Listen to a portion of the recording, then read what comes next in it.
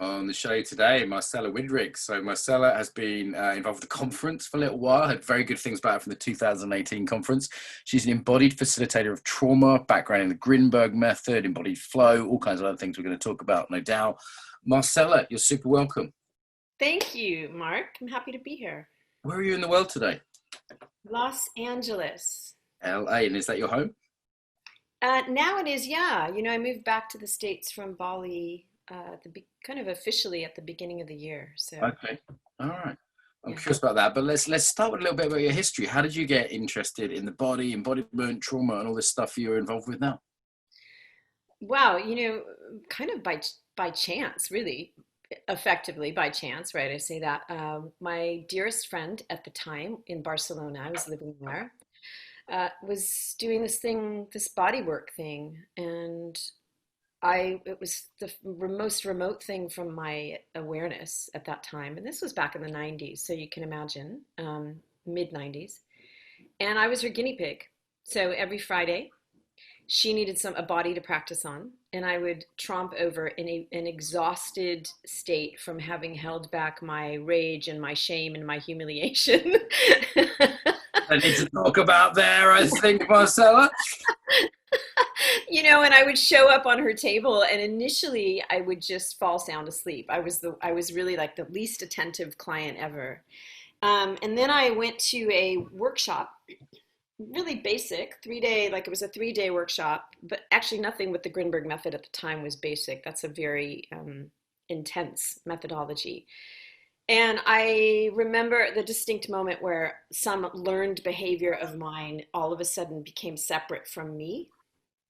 And how I felt about myself in that moment. Like there was something there. First of all, there was much less criticism about myself, right? And there was this like memory, there was a remembrance of, oh yeah, I know this state of being. I just don't spend much time here. And so then I started more personal work than anything. And then a couple years into it, I thought, okay, well, can I do this? You know, can I do this work? And that was in 1997. And I never looked back. Yeah. So we've had a couple of people on that have done the Grinberg method. My friend Adi from Israel, for example. But can you say briefly what that is? Because it's not known in a lot of circles. No, it's not known. I guess it's an approach to life, and it's basically teaching you through your body how to undo learned behavior, and in the unlearning, discovering what's there. And so there's a lot of different options that they teach through touch, they teach through workshops, through physical trainings, through movement. And look, it was a phenomenal training as a base, but then I reached a point where in order for me to express my talents and my own being through my work, I had to like absolutely disaffiliate with them, because that was a kind of methodology that had grown into, it had become a very rigid structure, almost like a belief system. And so I've heard some bad things from a few people. And not necessarily even about the method, but and definitely know some good people working within that system who are still within it, and quite a few good ones who have left.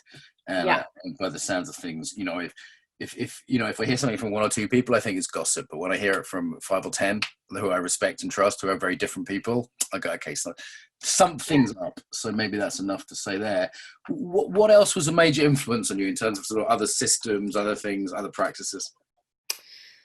Well, I mean, I've practiced yoga for, almost equally as long. And that was mainly to get through an injury. And then also yoga started to feel very rigid to me, wait a minute, what's happening here? So that I had to evolve. That's when I found embodied flow, and that completely opened. My friend Tara, love Tara, if you're out there listening. I sent her a text yesterday. So, yeah. So that kind of reinvigorated my love for the body, and also helped me separate some more from the way that I was holding the Grinberg method in my body. And So I would say those are pretty huge influencers, but I just think I'm fascinated by human behavior.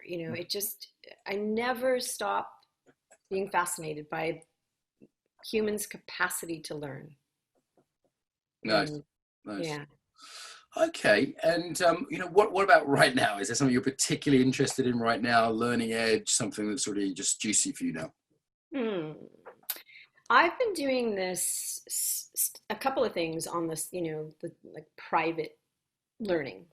One of them is called the Celtic Wheel, where it's really looking at the Celtic holidays and systems, but it's so deeply and profoundly connected to nature.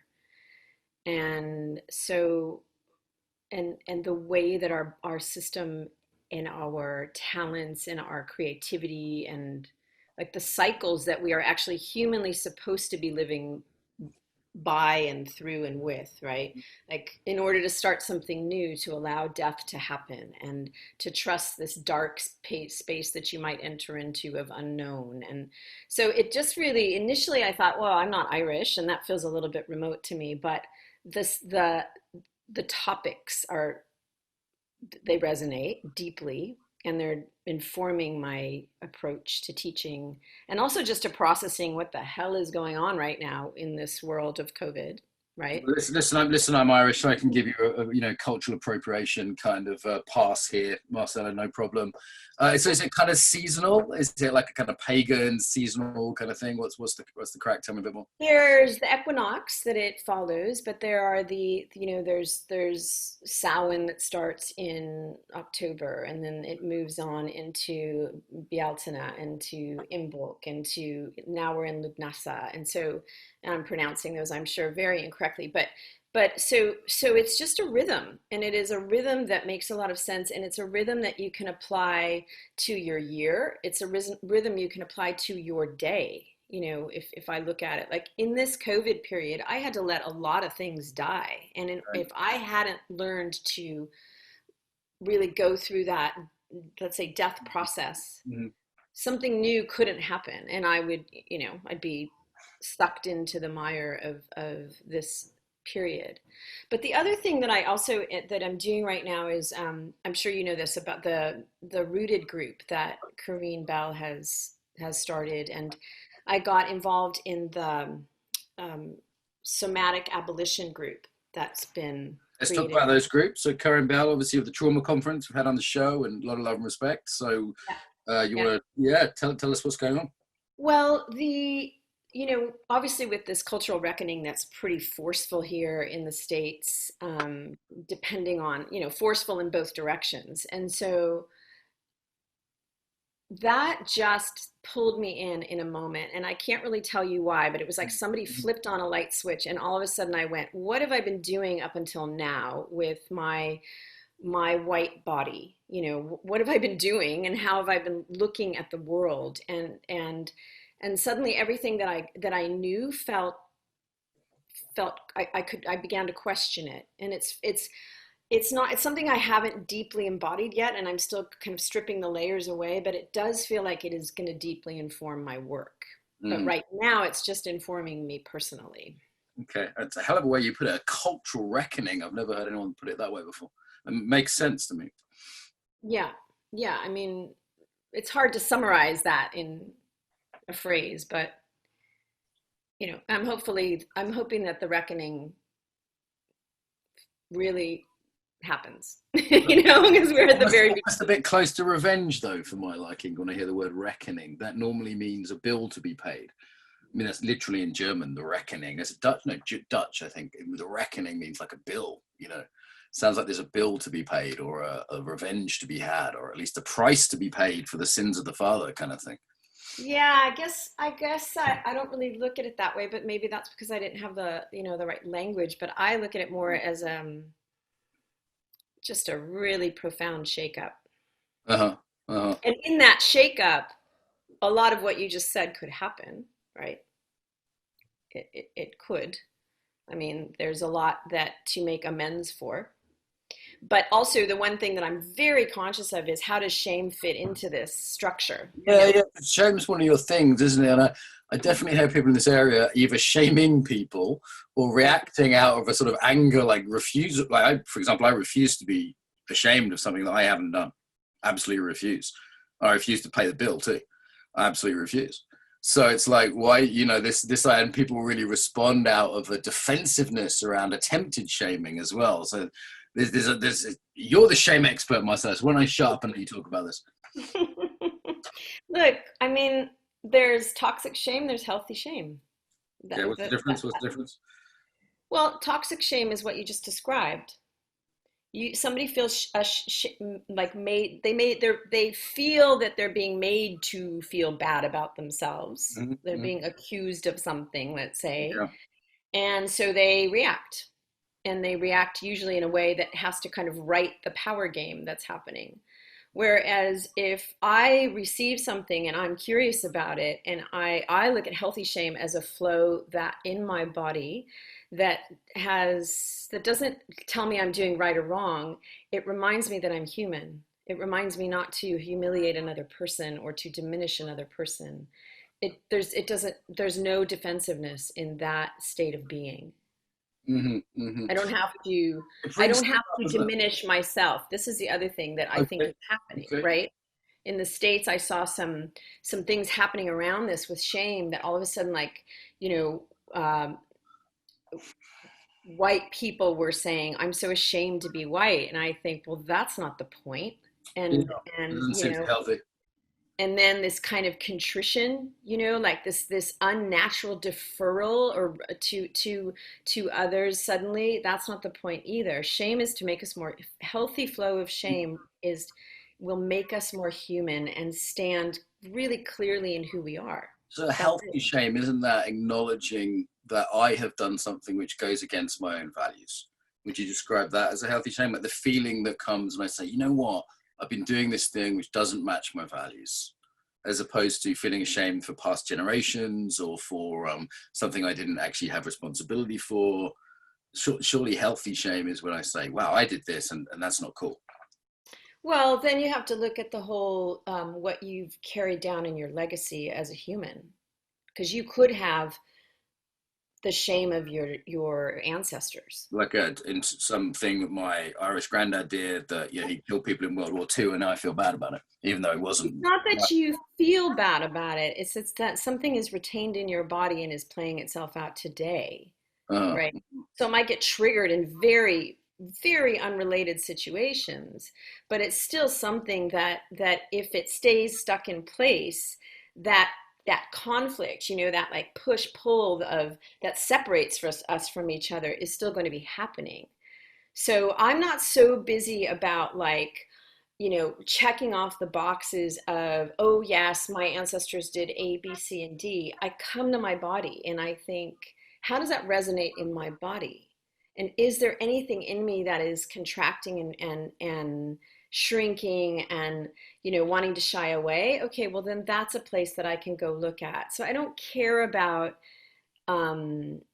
yes, we did that and I'm responsible for it. I care about how clean is my body holding this energy or not. So what do we do when we experience that? So for example, I was just in Berlin and one of my grandfathers bombed Berlin. He was partially responsible as one of a bomber crew for killing probably hundreds, if not thousands of people in that town. And I have this weird feeling when I'm in Berlin, and it feels like it's not mine. And I don't have it in any other country but Germany. Right. Like my people killed your people. And it's really in my body when I'm there, Like what do we do when something like that comes up? Well, how do you feel it in your body? Sometimes I feel like inappropriate anger or fear when I hear like a German accent in a way I don't fear when I hear Swedish accent. Right. So they kind of sort of like a weird emotional response or just like a subtle disquiet in my whole body when I'm there. Like I shouldn't be here. I'm in the enemy's place, Right. And I got a lot of friends in Berlin, so that's weird. I could, have dinner with 50 people in Berlin. But it's still there in a way in Berlin that I do not experience it in Amsterdam, which is not far, not that far away culturally. Holland versus Germany, right? Or Sweden, don't experience it. Or Russia, never had any problem there. Yeah. So what do? You let that energy move through you. all the way up to your head. And that's the tricky part, because we're always trying to reorganize ourselves through our mind and resolve whatever our body is feeling, right? So you acknowledge, yeah, okay, so let's say for your mind, it doesn't make sense that you feel this disquiet and this dis-ease, but it's in your body. How are you going to deny it, right? It's a vibrant energy that you're aware of. So if you can just settle in, put your feet on the ground, use the tools that you have, and agree to the energy, like really agree, relax your belly, soften your jaw, let go in your neck, and soften around the eyes, which is where we hold, a lot of where we're trying to figure it out. So we'll hold effort in our eyes and our forehead. There's no figuring it out. It's there. But it has to ride its full wave, because that's the thing, you can go back and you can connect it to a specific scenario of your lineage. But so the only thing you can do is let that energy complete its run. Mm-hmm. And if you let that energy complete its run in your body, which can be heat, shivers, shakes, with no mitigation from your mind, and that's hard. That's where embodiment and tools come into play very strongly. Then that can shift the cultural references that you even hold, right? Like, you think we're seeing almost like an attempted completion of an intergenerational rage right now, with a lot of the stuff happening in the States and other countries, like particularly the States, that there seems to be like this rage that couldn't be expressed at the time, which is now trying to play out. Right, it is. And my concern, let's say, or what I'm observing, is the lack of tools that people have for that. So right. It's skillful, it's being, what do you mean by that? Well, let's just think about rage. Mm-hmm. Most people are very afraid of rage, because in your mind, when you think about rage, it's we've divided it into categories and I of good and bad. Rage often comes with violence, so that's maybe not surprising. Huh? Well, right, but like also we think of violence as bad, and I'm talking about energy, the energy of violence. I'm not talking about what your mind says violence is, because if you look at the earth manufactures and creates and shifts and destroys through violent energy, through an energy of fury that cannot be stopped. So there is amazing power in it. It's just that, again, we've twisted it into needing to dominate human beings and cause harm. But if you feel an energy that, let's call it fury, because I think that's more what people can maybe connect to than violence, because people shrink away from it. But if you can tap into an energy that feels absolutely insanely wild in your body, and you can trust to let it flow through you and then guide you. But we have to do that flip, and that flip, I only know that flip can happen in the body.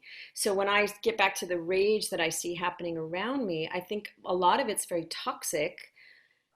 It can become healthy rage. Some of it's healthy. But there are people here doing absolutely amazing things for anti-racism. They've channeled that pain, that like old humiliation, that old rage, and they've said, we are going to make a change and we're going to make a difference. What do you think's the interaction with COVID and kind of how people have felt about that? Fear, frustration, different things like that? Well, I think it's allowed for this opening to happen. There wasn't space before, right? Like, you look around the world and everybody's going, you guys have an absolutely insane situation in the States. Why aren't you marching in the streets? And I think, well, okay, there's a lot of systemic reasons why we're not, but I think there wasn't the space. And so now people having time, people being at work. Yeah. And if your healthcare is tied to your job, right, which is the way it is in the States, you're not going to go march in the street because you're panicked about losing your job and therefore losing your healthcare and losing your home, etc. right? Yeah. So now you've got people at home. That's so fucked. Let me just take a moment, Marcela. Like having a healthcare linked to your job, it's so surreal to me as a sort of someone that grew up with the national health system in Britain. Like the idea that if I don't go to work, I'm not going to have healthcare. But surely, like the people who aren't able to work are the people who most need healthcare.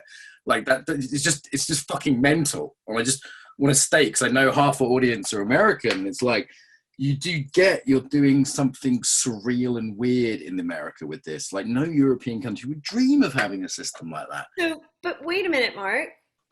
No, they don't get that it's surreal and weird. And so if I get back to your question about COVID and Excuse me, I'm just tripped. I just felt like a rage of maybe some energy of myself. I need to express that.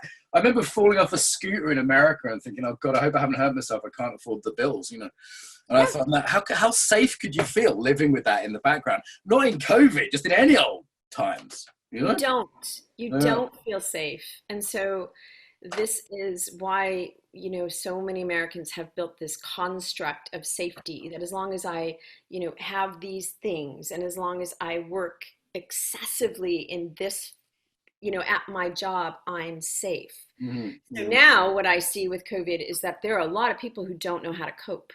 They really, really do not know how to cope. And so some crazy things are happening. And what I'm curious about in all of this is there's a potential for tremendous imagination of how to shift the way we've been doing things and how to return, like it wasn't working. Let's all just be very clear. This structure of how we've built things up was not working. So now, we've got a chance.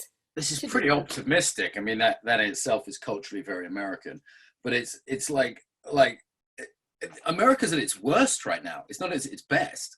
No, like, I know. In terms of the nervous systems, right? I mean, you're the trauma therapist here, so it's like, yep. I find it pretty optimistic that you're thinking there's some sort of chance of something good. I mean, I hope something good comes out of it. But. No, you're missing my point. I'm not saying I'm not hopeful that something good is going to happen. I'm seeing that there's and believe me, I'm looking around going, there's a lack of imagination in so many people. I'm sort of stunned because they think, I want to get back to normal. I mean, why do you think there's all these crazies, doing what they're doing in the supermarkets and the this and the that? Because they have no imagination. I don't know what you mean, crazies. I'm not particularly keen when people say people are crazies unless they've really got mental health issues. Who are you referring to here?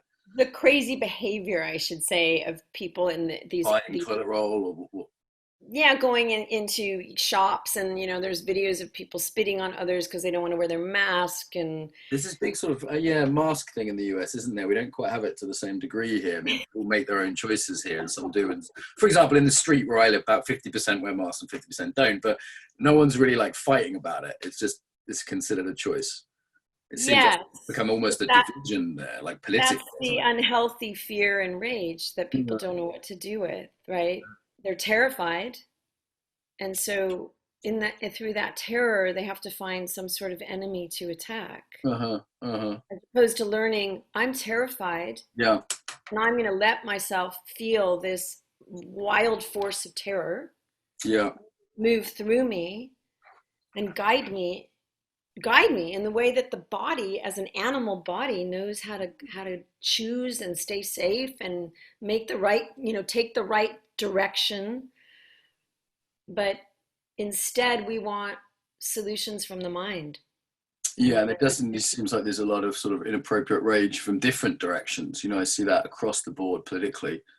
And what would you love everyone knew how to do? Though, if you could just wave the magic wand and give America a trauma tool, what would it be? Let's say the world, not just America. A lot of what we're talking about is global. Sure. Look, I want people to trust themselves. Mm-hmm. Like that's my one of my deepest intentions whenever I teach and work, is that I want people to trust themselves. And in order to trust yourself, you have to get back to your body. You have to. That's where your resources are. Mm-hmm. And so I don't have a magic wand. I know that one of the things is like to just stop. Feel your body right now. Just feel it. And let's imagine that there's nothing wrong. right? That you just are where you are with the tensions that you have, with the energies that might be stirring up inside of you. And then that's the starting point. And then at that starting point, can you soften one area of your body and take a breath? Mm-hmm. And in softening one area of your body, that energy will start to spread. And then, and this is something that perhaps I need to learn more about, not even perhaps, I do need to learn more about, because I know there's all this, like, you know, nervous system is kind of one of the new buzzwords, you know, like working with the polyvagal nerve and, like, you know, popular in trauma therapy, isn't it, to talk about the yeah, nervous system there? yeah, but one of the trends that I see that I don't agree with, it makes me uncomfortable, is that everybody's trying to calm each other down, Right. Okay. right? And I feel like, look, fear, Yeah. terror, rage, like those are potent forces in our body. They are there for a reason. Yeah. And so so learning to allow them to have more space and to enhance the container of your body ultimately reminds you that you are a resourceful animal that knows how to evolve and survive. Right. By mastering those emotions, though, or by expressing them. I mean, I guess I'm with you on the fact that I think constantly trying to calm people could actually be a kind of oppression in a way, you know, could be a kind of dissociation in another way, especially when people are angry for a reason, you know. Yeah. And I very rarely ever said to myself, you know what, I wish I was more full of rage and terror in that conversation with my wife last night. Right? I very rarely look back and think, oh, I calmed myself down. That really didn't help. Normally I go, I'm so glad that I, you know, calmed myself down and didn't say that stupid ass thing, or Yeah. did say the thing that I was scared to say, or, you know, whatever it is. Yeah. Look, I just finished teaching a workshop called Embodying Emotional Power. Mm-hmm. And it's a big subject, right? And teaching it online in a 3.5, 4 hour scenario is really just the tip of the iceberg. But let's first shift this idea of good and bad emotions. Mm-hmm. Let's first just say they are energy in the body. All right. Now your mind tells a story of what that's going to look like if you express the rage, if you, you know, your mind tells a story if you're going to allow the terror, but that story's from your past. Mm-hmm. Now, healthy rage can be wild reverberation of energy and heat in your body. And if you have the capacity to let that rush through you, it doesn't come out twisted and attacking and saying mean things. It might actually like create space around you and allow for a new idea to come to you. Look at rage in nature. Look at when the earth quakes, when a tsunami hits, it tears things down, it opens up space. Yes, things have to die, right? But that's what rage is. I mean, maybe we have different definitions here, right? But rage is a predisposition to destroy. It's not just an enemy. It has an external orientation. And I personally don't think of nature as being something that has a rage, because I don't think it has that emotional, vindictive kind of quality. You know, a volcano isn't trying to hurt anyone. It just is. It's a volcano. Whereas someone in a rage is trying to hurt people. In the toxic version, yeah. Okay, so maybe we have different definitions here, and your website is called Fierce Embodiment, right? You've used this word fierce, which that makes a lot of sense to me as a word that could potentially not be about destroying or killing. No, it's not about destroying or killing at all. It's about actually taking the power of these energies and embodying them, like being very fierce about embodying them. You know, not calming them down, but that means I have to shift the story that I hold about them. And the only way I know how to do that is first to just allow the possibility that maybe there's a different way for this energy to run through my body. And then the second way is looking at, where do I stop it? Mm-hmm. You know, like when you get enraged, where do you stop it in your body? Do you grip your chest? Do you stiffen your neck? And then there's spinning need to survive in your head, however that is, you know. That's not healthy rage. That's contracted rage. Okay, healthy rage. All right. I mean, part of this is about terms and definitions a lot, right? Like what you call rage, I might call something else. So that's just one thing. Maybe, Mark, but hold up on that, because that, you were calling it, I forget what you said, but like it's clear that you have a really specific view of how rage is and how shame is. And that's actually what I'm suggesting, that in the body, what if like it's just an energy that we've put a name on and we've then decided this is bad, this is good, because it wasn't allowed. No. I don't see rage as bad because of how it feels. I can understand the perspective. It's something, there's something, a flow in the body, an energy in the body, if you will.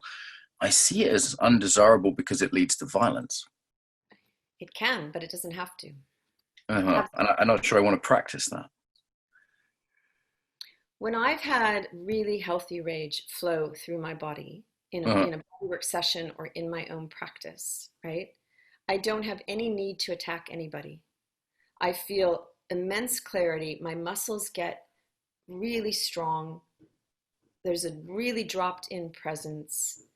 And then I discover options of what I want to change and what I need to be different, because that's often what rage gets triggered. There's something that you don't want anymore. Yeah. So you're seeing it as just this internal urge to destroy something which you don't want, and that might be a positive thing to do. But I don't look at the word destroy. Like, it doesn't feel destructive to me in that way. When I held rage back, my story in my mind said, I'm going to destroy everything in my path if I let this flow, because that's how potent it was, because I'd been holding it down.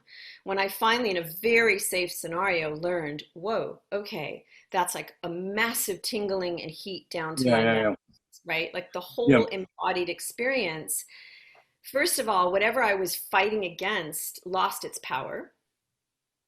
I became much more, let's say, self-contained and aware of what I wanted. And then I can direct that energy towards, how do I carry that out? Mm-hmm. And we're also operating from fundamentally different models of emotion here. And the common model, which I think you're operating from mostly, as I hear it, is that emotion is something that moves through you as you call it, an energy. Mm-hmm. And my view of emotions is much more, it's something we do in the body that creates behaviors. And that's a different view of what emotion is. Not necessarily. I something gets triggered, right? So like what you're talking about, when you went to Germany and whatever got triggered in your body and you feel this discomfort. In order to stay there, you were doing something to try to mitigate it, right?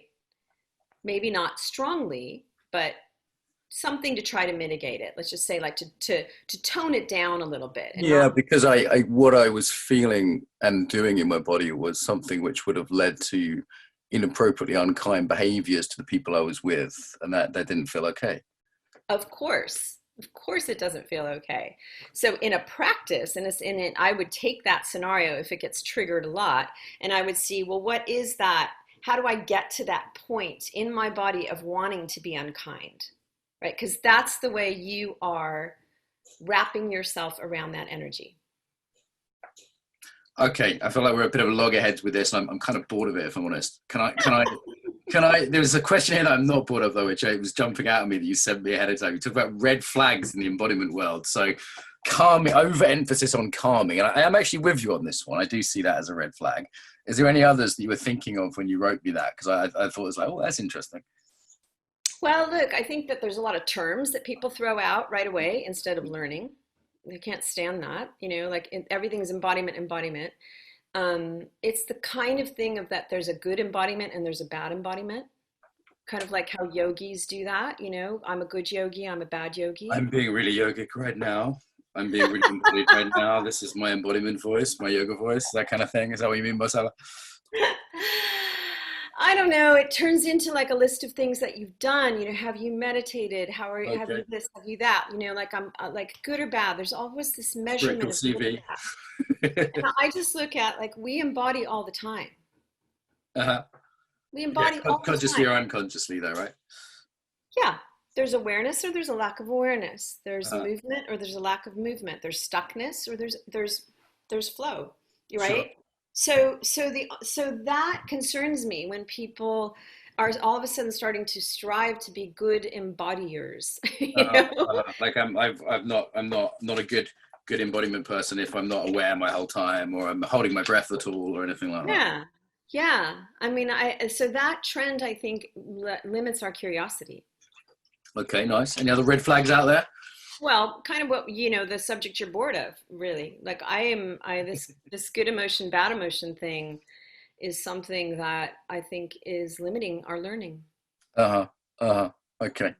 Yeah. The calming one I do see as potentially a problem if it becomes the good is calm, and any other kind of strong emotional, I've had this with yoga Buddhist friends particularly, any kind of strong emotional expression is somehow worse than being, a kind of fucking Dharma robot. So it's this is one I can relate to. Yeah, the calming down is it's basically saying, like, I don't think that you're capable of handling the power that you're holding inside of you. Mm-hmm. And I don't agree with that. I think that if it's inside of us, we can hold it because we're already holding it.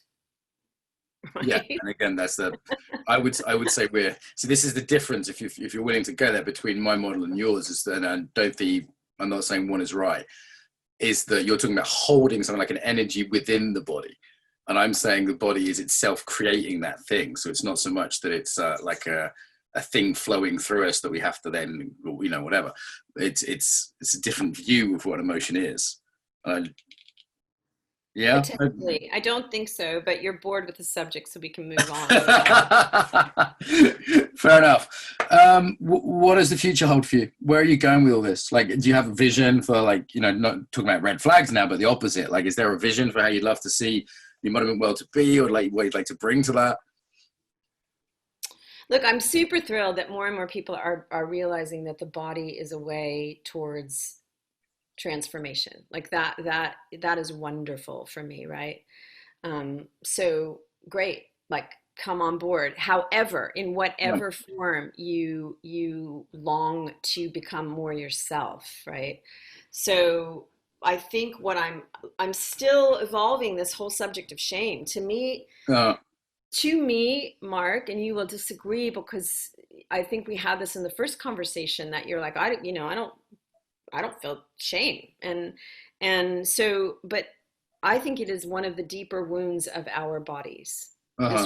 This wound of not enoughness that comes from some deep, deep disconnect, and I'm constantly holding this question of, where does this appear? And can we begin to heal it so people trust themselves more, and so people realize their unique qualities and how they're supposed to move and take shape in the world, instead of this comparison and, judgment and narrowness of options. So that is a subject that kind of never ceases to fascinate me, of how can people move through the shame, trust themselves, and become more human. Yeah, and it has opened as an area of interest to me since last time we spoke. Actually, it was a little while back, and I've become more aware in myself and others how it can be like subtly driving the show. Like, and this can be this visible shame, right? Like, oh my God, everyone saw me drunk last night. But then there's also and just, there's also the way in which it can be invisibly nudging us in different directions behaviorally. And I have become interested in that since last time we talked. Absolutely. And it harms your dreams, because if it nudges you to not do something, to hold back, to stay quiet in seemingly benign situations, right? Yeah. So like, imagine if you recognized it, if you stopped believing the old story of your not enoughness, whatever shape that takes, because that can also take too muchness. There's a lot of women who feel like they're too much, in addition to not feeling enough.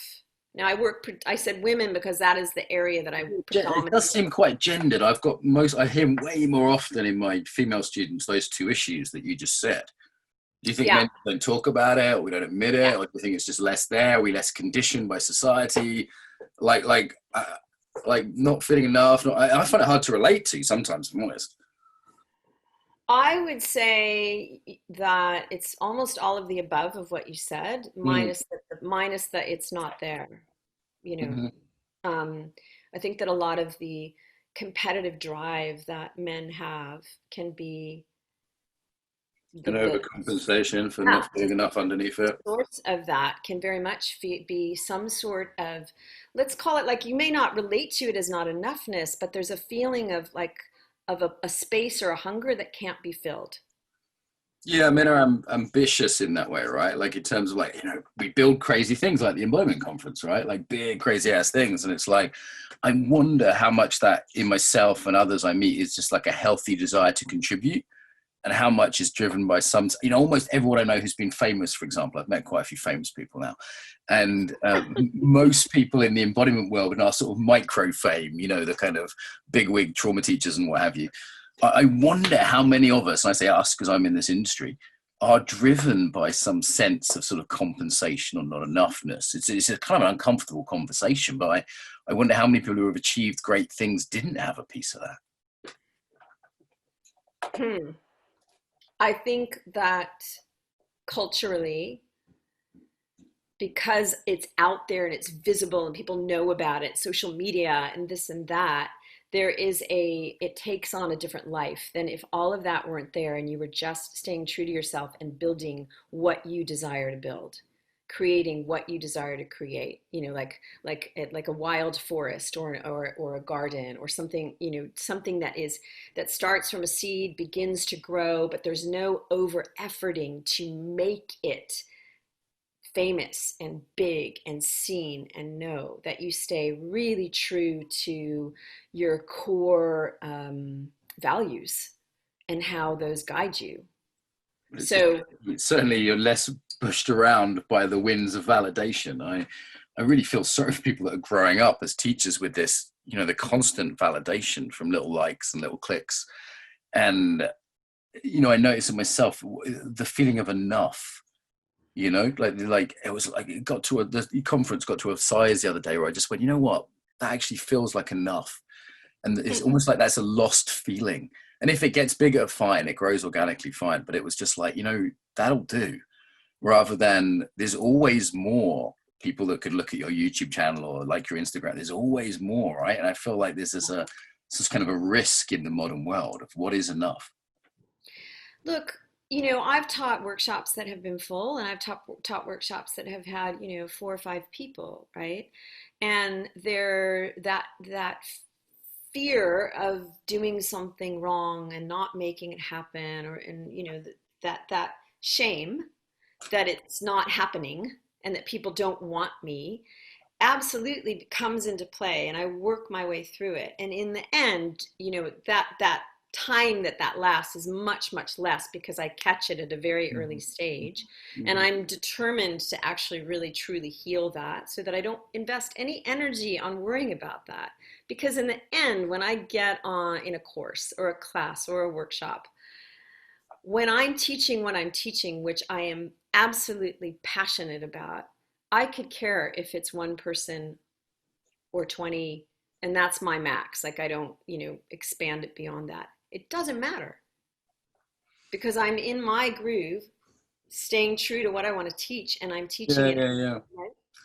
As you say, it's sometimes for me that's a tuning in of reconnecting to my own values, because I find there is a continuous process where I get pushed and pulled by, hate mail, criticism, and then money, and then adoration, and I think anyone who isn't enlightened is always going to get a little bit pushed and pulled by that. And then for me, there's this process of, I did this with Daniela and Banal earlier. We're the kind of leadership committee of the conference. We have a weekly meeting where we vote on stuff. And we would just like spend a few minutes like reconnecting to our motivation for doing it, Yeah. so as not to be pushed and pulled by those factors. Yeah. Yeah. It's important. It's important to do that as a practice because it's really easy to get pulled away from it. What's the opposite of shame? What do you mean by that? Just an opening for a question. Like, if shame exists, is there an opposite? I don't know. Is there an opposite for anger? Is there? Yeah, I could give a version of opposites to some emotions for sure. If tenderness, for example, if something is an urge to destroy and tenderness is an urge to create, to tend, one could go with that. It's just an opening. Don't feel the free to decline the question. No, it gets back to the way to the place where you and I disagree, because that makes it very binary, right? I can tell you that I can tell you toxic shame for me, for my body, makes me self-critical, critical of others, and unhappy. Let's just put it like in a very Uh-huh. simple terms, right? Uh-huh. When I go into the shame and I feel the pain that comes with it as well, right? Because there's a pain that comes with not enoughness, and I just like settle into my body and I let it run its course, and it is not always comfortable. There's a softening, there's an acceptance, there's a connection. So maybe that's part of it. Like I feel very connected to life when it's just, when I am not messing with it, when I'm not going into my habitual old way, when it gets stirred up in my body. So Okay. Follow with it. Just another way to explore here, and I just see the time. We need to move towards wrap up relatively soon. Anything sort of you're putting out there at the moment you want to let people know about? I mean, I mentioned your sign, fierceembodiment.com, but is there any sort of particular offers or things that are?